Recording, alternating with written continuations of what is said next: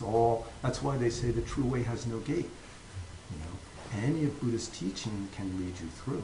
Not only Buddha's teaching, there's a famous story from the 800s. I think it was Shilla time in Korea. One monk had been practicing many years, and his kongan was, what is your original face before you were born? So he's constantly meditating on that, but all the time, no result, and he's sort of getting more and more frustrated. Then as he gets older, then one day during the Heije time, he was walking through a village, and it was market day. And two of the merchants got into a fight with each other. And he just happened to be passing, and he saw these two guys arguing and fighting. And suddenly one of them said, I lost my face. And he heard that, got enlightened. So even non-sutra speech can help us get enlightened. Another monk was walking past a butcher shop, and he heard this one woman said, I want the best piece of meat. And the butcher said, every piece is the best.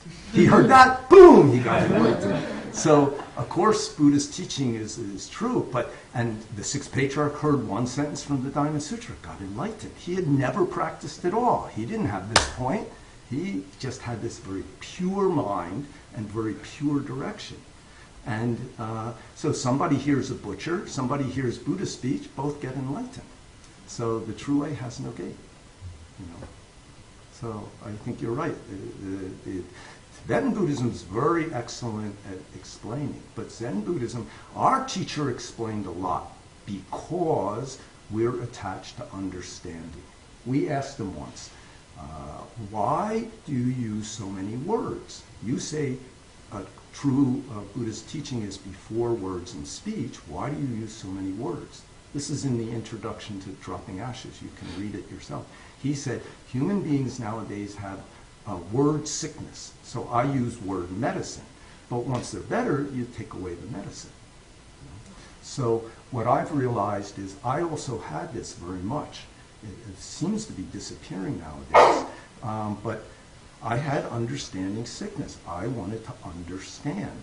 And when I'd read something that made sense, I'd feel so good for a short period of time. You know?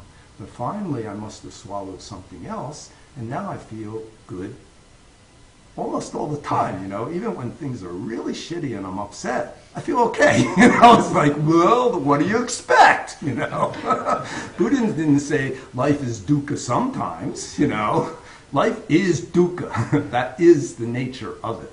So if we want comfort, we will never find the true way. If we give up our comfort, you'll get plenty of comfort and plenty of suffering, but you'll get some satisfaction inside that you have a sense of what to do with it, which is a treasure. You know? So what I've been I don't think I've said this out loud, but recently, the past month or so, I've been thinking about, everybody knows what it's like to have your body hungry, and we want food.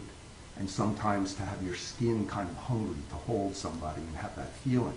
But our thinking mind's hungry for understanding. And just as we know we have to overcome or not attach to the hunger of our body, our stomach, the hunger of our skin, we also have to overcome our hunger for understanding. Then we've got our true nature. Then you can use any kind of understanding to help others. You know, so if you know the sutras, you can use the sutras. And of course it will help people.